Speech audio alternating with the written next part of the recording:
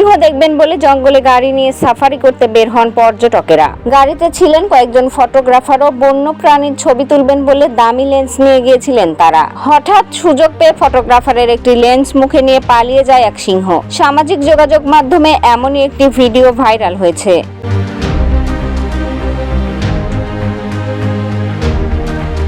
ইনস্টাগ্রামের পাতায় পোস্ট করা সেই ভিডিওতে দেখা যায় একটি বিশাল সিংহ মুখের মধ্যে ক্যামেরার বড় লেন্স নিয়ে হেঁটে অন্যদিকে চলে যাচ্ছে।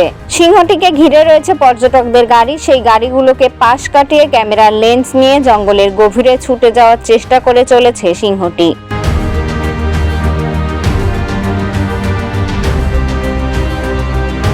মূলত সিংহের ছবি তুলছিলেন এক ফটোগ্রাফার। সুযোগ পেয়ে তার ক্যামেরার লেন্স নিয়ে নেয় সিংহটি। ঘটনাটি ঘটেছে কেনিয়ার মাসাই মারার জঙ্গলে। সিংহের এই কাণ্ড ক্যামেরাবন্দি করেছেন এক প্রত্যক্ষদর্শী। নিজের ছবি তুলতে দিতে চায়নি সিংহটি, তাই লেন্সটি চুরি করেছে। লেন্সটা কিভাবে ফেরত পাওয়া গেল তা জানার আগ্রহ তৈরি হয়েছে। এমন নানা মন্তব্য ভাসতে দেখা যায় ভিডিওটির কমেন্ট বক্সে।